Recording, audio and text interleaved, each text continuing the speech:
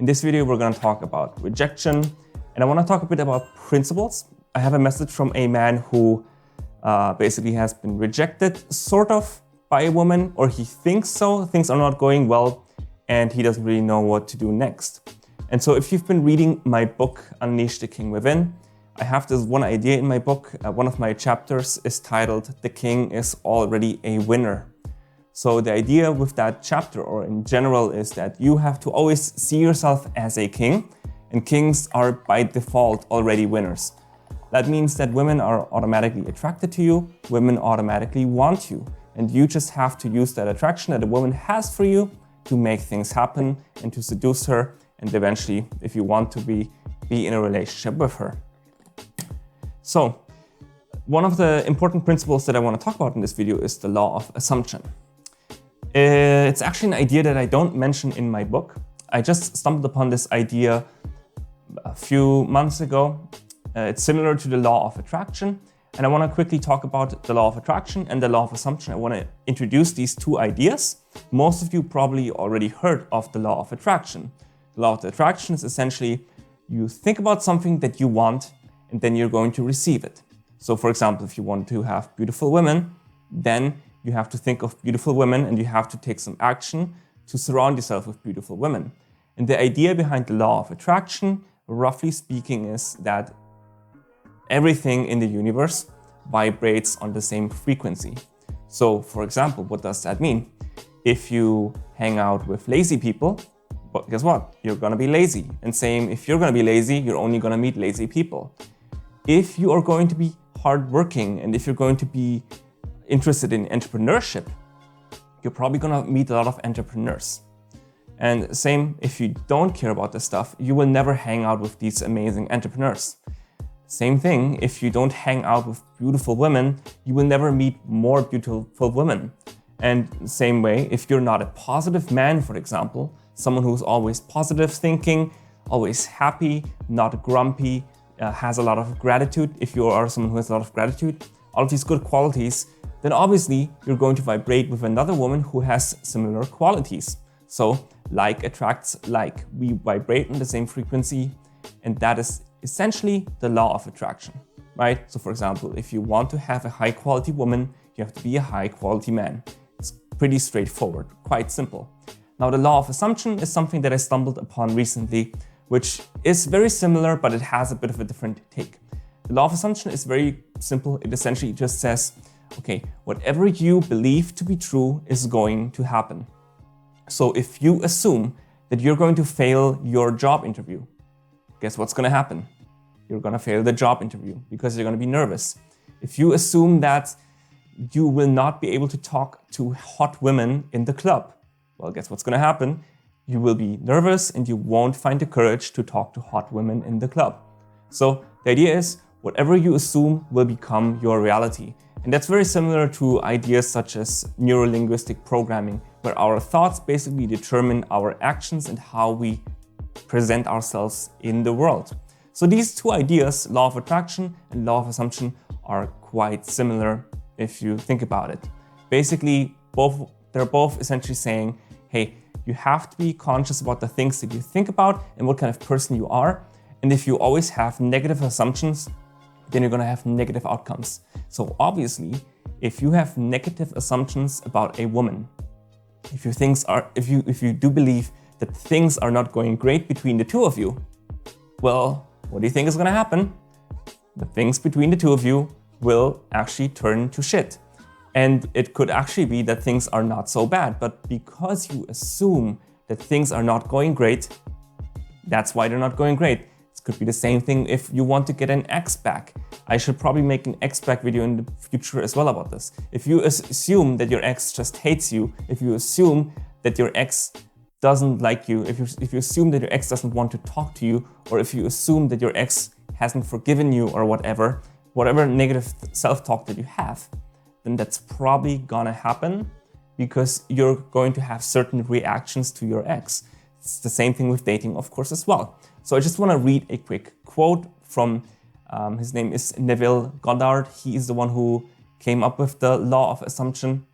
And then we're going to get into the message of the guy who had the problem, who has essentially been rejected. So the quote goes like this: "The world is yourself pushed out.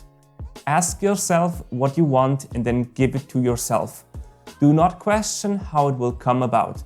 Just go your way, knowing that the evidence of what you have done must appear, and it will."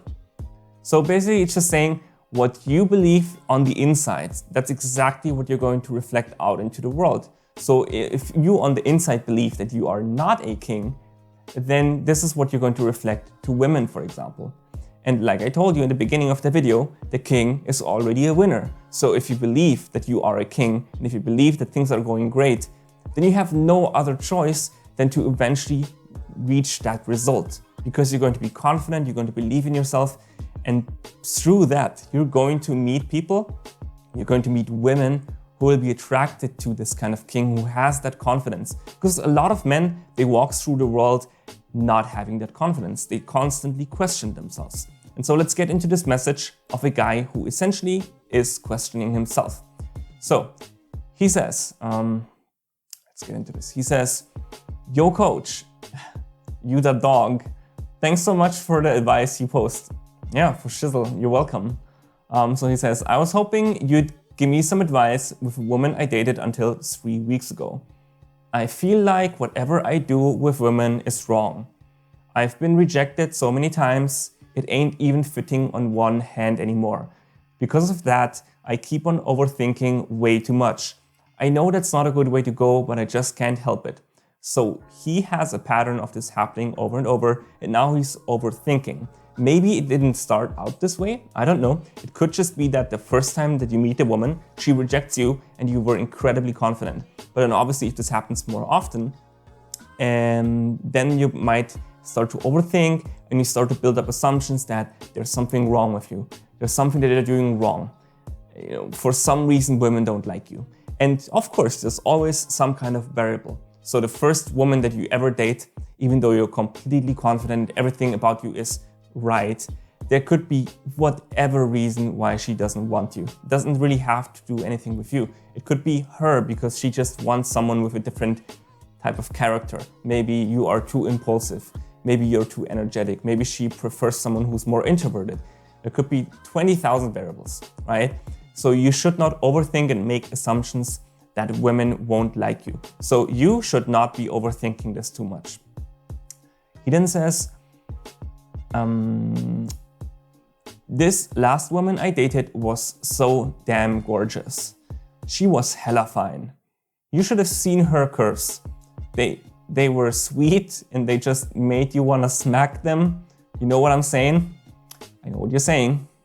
For those of you who like to smack some asses, I know what you're saying. So this woman must be quite attractive and you're really into her. And of course, now you want her. Now you're probably in the danger zone of overthinking, am I gonna screw this up? Because look at those damn curves, man.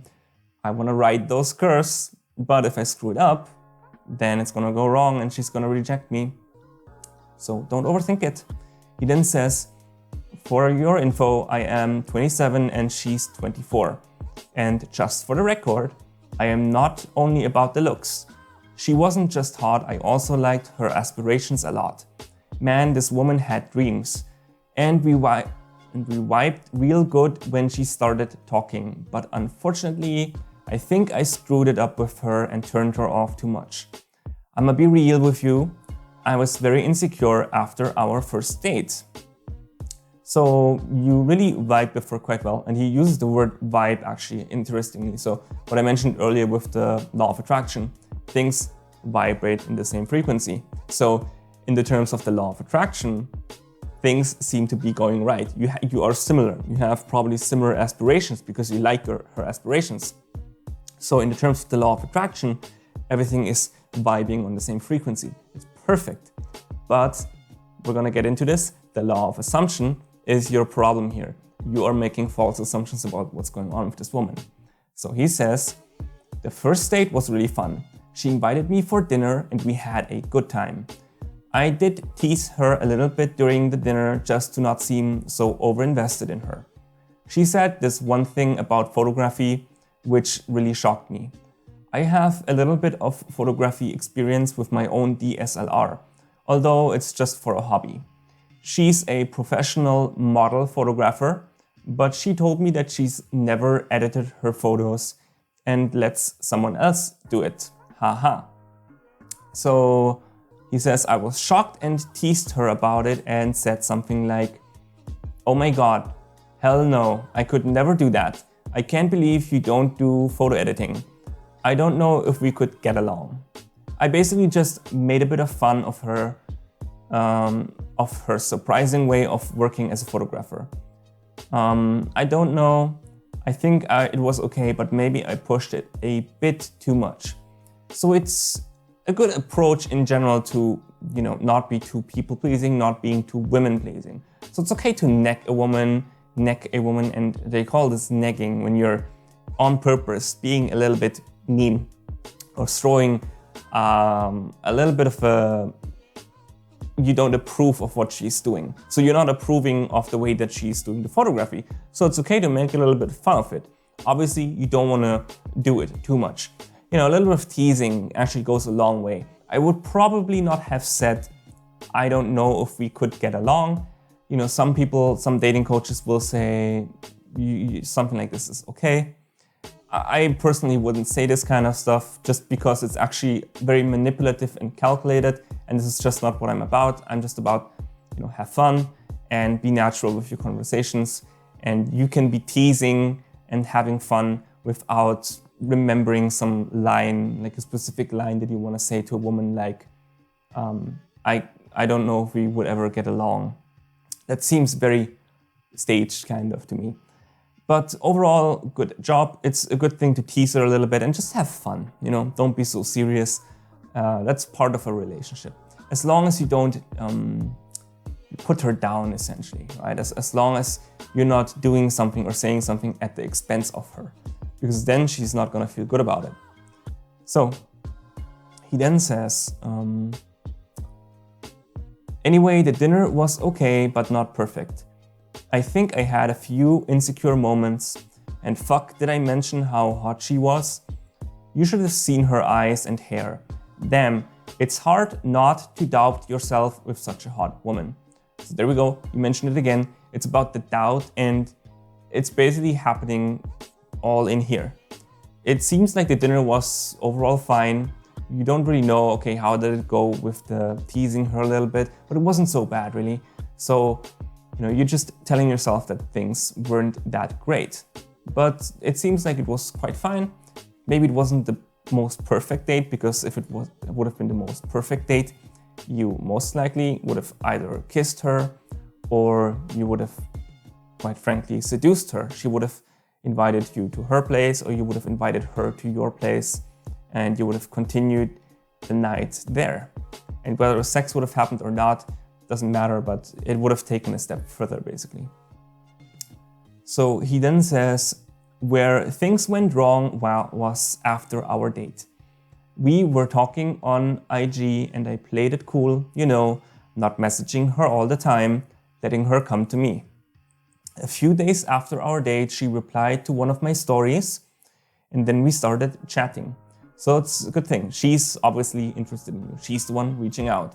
Instagram stories or Facebook stories, whatever, they're great ways to just throw out a little bit of signals or ways of how a woman can engage with you.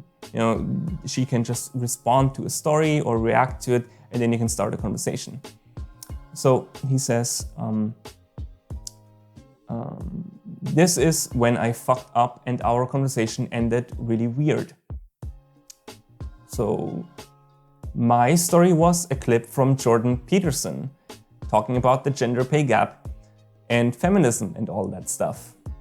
She didn't fully agree with what he was saying, so we talked about it. But it wasn't really like she was mad or anything like one of those crazy feminists. She gave me an example of salaries of female photographers compared to men and said that there are so many male photographers and that there was a lot of bad representation. So anyway, we basically had differing opinions on that.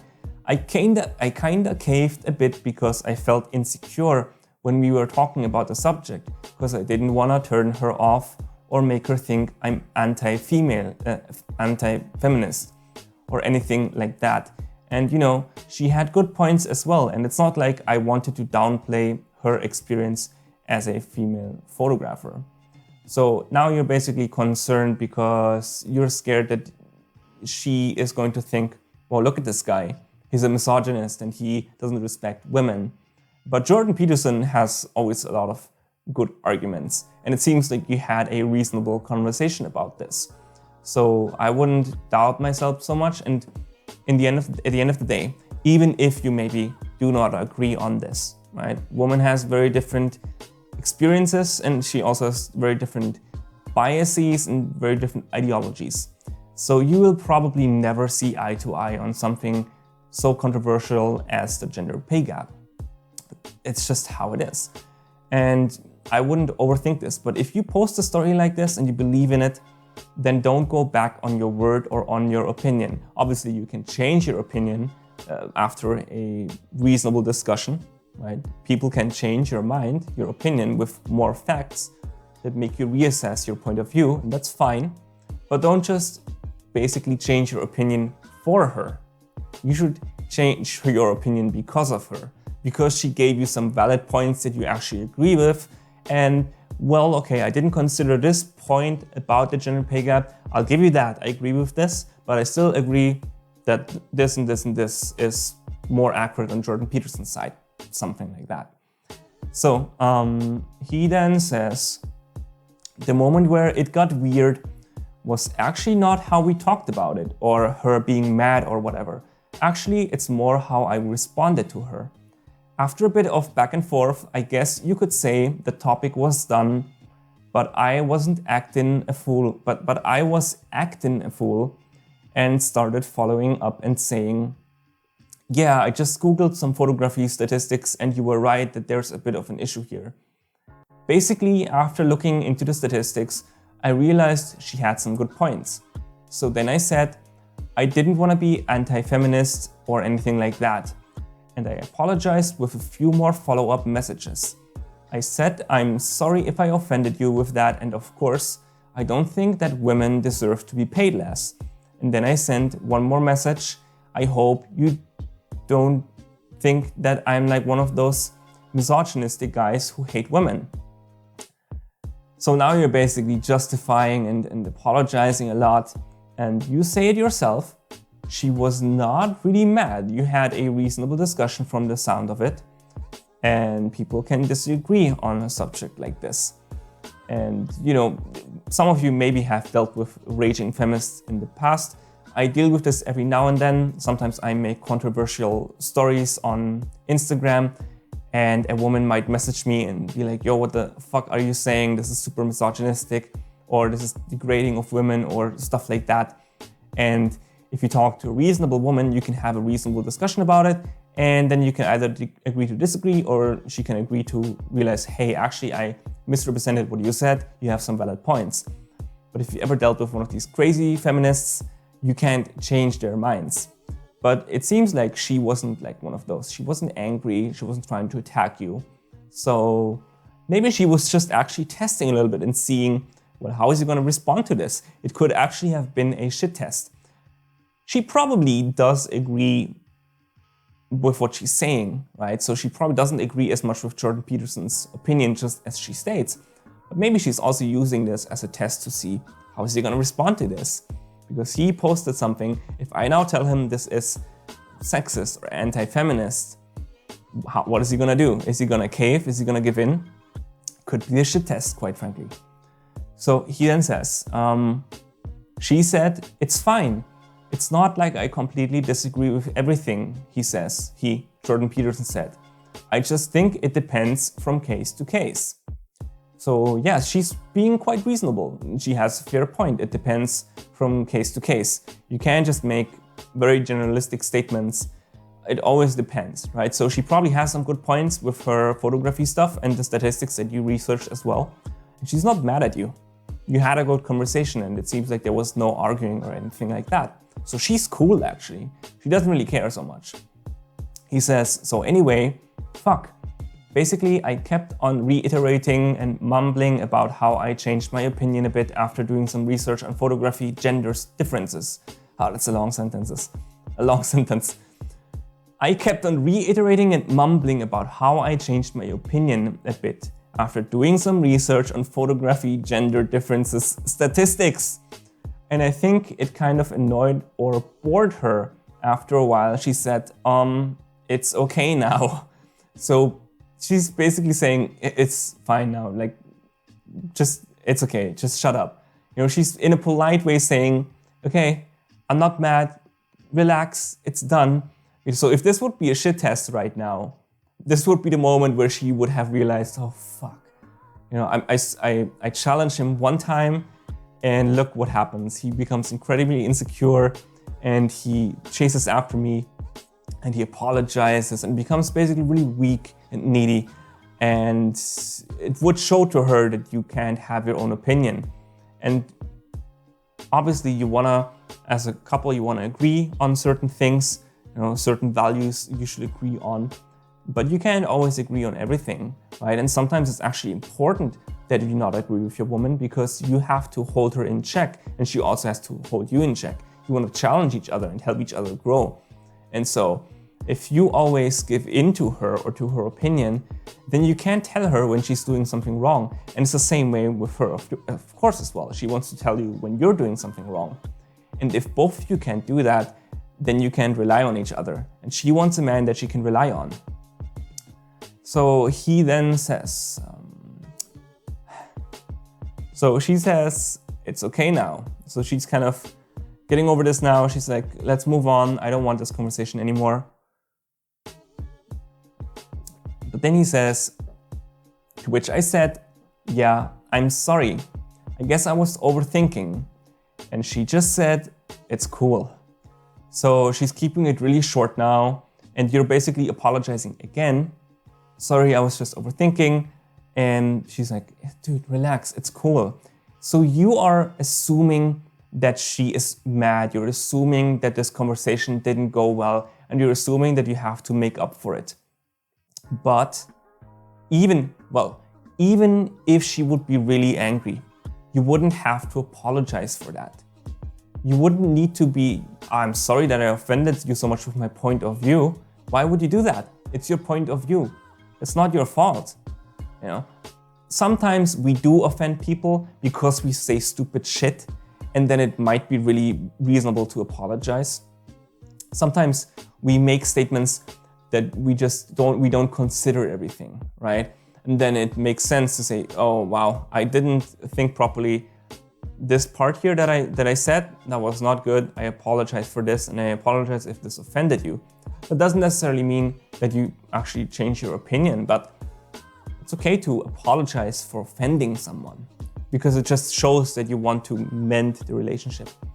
But you shouldn't cave though. And in this case, I wouldn't have apologized because there wasn't even much offending going on. You had a healthy back and forth discussion about this. And maybe you're just telling yourself, maybe you just assume, since it is such a heated topic, the gender pay gap is a huge topic, you know, with the whole social justice warrior stuff and liberals and the left currently controlling a lot of the social discourse. Maybe you're thinking, oh, I don't want to look bad in front of her. Maybe that's it. I don't know. I am very liberal, me myself, but I also share certain viewpoints very, very strongly more with the right. And I just don't really like the social justice warrior stuff so much. I think people should take more responsibility for their actions and their thoughts. And, you know, I don't apologize for those viewpoints. That's what I think. And if I think that someone else is wrong, then I will call them out for that as well. And you should do the same. You should stand up for your perspectives in life without being mean, of course. Just because you have different perspectives in life doesn't mean that we have to insult each other. So he then says, so I really turned her off big time with my insecurity. I could really tell how her last messages were kinda distant. It's like she saw how insecure I was in that moment and she didn't focus on it, but I guess she just wanted me to shut up. She really didn't like that side of me, I think. You feeling me? Yeah, I'm feeling you. It's very accurate. She just felt turned off. If a woman can tell that you are insecure, she's gonna walk away from that situation. And the best thing that you can do in such a case is to stop doing anything, because you're already in the insecure state. You're just gonna screw it up more. Take a step back, distance yourself, let a little bit of time pass, maybe a few days, depends on what happened, and then eventually you can come back together again, and you probably won't even remember what happened. That's just how it is. So he says, and if I think about it, I was really dumb. That must have looked real suspicious to her. I overthought the conversation way too much, and then I said so many things and kept on defending myself so much, even though I didn't have to, and she wasn't even angry or anything. Yeah, it was all in your head. You just assumed that things were not going in the right direction, and then you tried to rectify, you tried to course correct, but there wasn't really anything to course correct. Then she realizes, this guy is, he's telling himself that I don't like him or that I'm mad at him. He's kind of insecure. And a woman who trusts discovers her lust. If she can't trust you, she won't want to have sex with you. She won't even want to get to know you. So by you showing this insecurity and showing her that you're overthinking, she's really losing trust for you. And, it's okay to overthink. We all overthink all the time, but very often women just can't see that. They can't even tell that you're overthinking. Or maybe they can tell a little bit, but they don't care. But in this case, because you're assuming so many bad things, you're really shoving your insecurity and your overthinking in her face. It's like you're holding a giant poster saying, insecurity, hello, overthinking, I'm an overthinker. And that's gonna make her run for the hills real fast. She doesn't want that. She wants a strong, confident man who believes himself and who doesn't question everything that he says or does. So, he then wraps it up. Let's see. He says, it's been over a week and we haven't talked ever since. She still watches my stories, but she stopped reacting to them or messaging me. Not sure what I should do next. Since I fucked up, should I message her? It feels weird to message her now because I think she's still turned off from me. I don't know what to do. I'm ready for your truth bombs and F-bombs. I guess I'm notorious for my swearing. I guess I say fuck too much. So on a scale of 1 to 10, how bad did I screw this up? Can I get her to like me again? As I said, this lady is the bomb. So, it's been about over a week since you haven't talked and she hasn't reached out, but she's still watching your stories. So that means you didn't screw up that badly. So on a scale of 1 to 10, how bad did you screw up?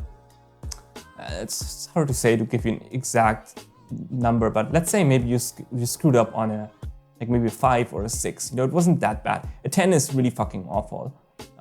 Maybe it's not even a 5, maybe it's a 4. You screwed it up a little bit, she could see your insecurity, but she's clearly still watching your stories. So, she probably is going to forget about this eventually. She's probably going to forget that you had this insecure moment. But what is important is that eventually when she reaches out again, that you don't repeat it, of course. What I would suggest to you is the next time when she reaches out to you, and I would assume she will eventually do it, I would not reach out to her. I would not just respond to her stories because you are the one who turned her off. So if you now chase her, you just make it worse because you kind of reduced her attraction for you a little bit. So now you have to give her some space to realize, okay, he had a bit of insecurity there, but he's not messaging me. It's like, what is he up to? Is he going on other dates? What's going on? And as long as she's interested in what you're doing, so if you post an interesting story about something that she, like I said, vibes with, law of attraction, then she's probably going to reach out eventually.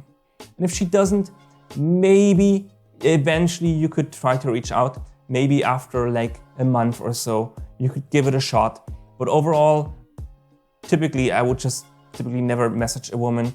I personally would never do it because I would always let a woman come to me because I want to know that she's interested. And especially now, you need to know, is she interested enough to actually forgive you for that little fuck up, right? And if she messages you again, she reacts to one of your stories, that tells you, okay, there was a lot of chemistry, and yeah, she didn't like that one interaction she told you. What did she say? It's okay now, and it's cool, you know, like, relax, it's fine, you know. So she can forget that eventually, because if she really likes you and she thinks you're hot and you're smart and entertaining and funny, it seems like you had a good conversation on your first date about the photography. You have like kind of a shared hobby, sort of. Obviously for her, it's her job, but you can kind of relate to her. You know, you're on the same wavelength. You vibrate the same way. So she's probably gonna reach out again. So did you screw up too much? Well, yeah, you did screw up, of course, but it's not that bad. So just wait for her to come back, and you shouldn't do anything right now. The only thing that I suggest to you is when she reaches out, set up a physical date, because it seems that the physical date where you sit face to face works better, okay? Some would say, you know, some of you will probably say, wait, but if I'm face to face, I have to interact with her in real time.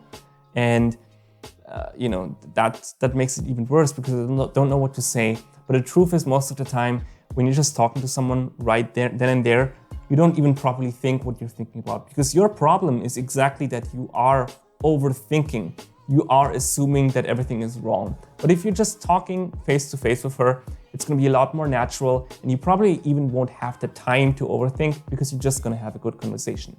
And then, of course, when you have the date, what do? You go to your place, you seduce her. And if this is too much for you because you're insecure, then at least try to kiss her. But the best thing always that you can do is date. You did a dinner date, that's fine, not the most amazing thing. I would first do some activity, but you know, maybe do some activity and then do a dinner date and include some wine or beer if she likes that, or cocktails, doesn't matter. And you know, get her a little bit tipsy so that her attraction for you raises a little bit. And then you suggest to go to your place and, you know, let's continue. Let's have more wine over there. Or you say, hey, you want to check out my camera? I don't know. Yeah, actually, you want to check out my camera and you want to show me how you use it? I would probably say that. You want to use my camera? I have a really nice lens. You know, be a little bit cheeky, a little bit cocky maybe. She might like that. So yeah, that's what I would do. That's my final advice for you. So let me know what you think. And don't forget, the king is already a winner. I don't know if I can find this chapter in the book right now, but yeah, I probably can't. But the king is already, there we go, I found it. I love the design in my book. The king is already a winner. You know, never forget that you are a king, and the king is already desired by a lot of women. This woman already wanted you, otherwise you would have never had your first date in the first place. So things were okay. You just have to make sure that you don't turn her off by assuming and telling yourself and being so stuck up here in your head. You should, quite frankly, be, a lot of women probably don't want to hear this, you shouldn't be up here. You should either be here or you're gonna be down here. You know, this is how you should think. Okay? Don't overthink. So, if it was helpful, then of course, give me a thumbs up and subscribe to my YouTube channel. Let me know in the comments, what do you think? Do you agree with this take, or maybe you don't agree with this? What should he do? What's your advice for him?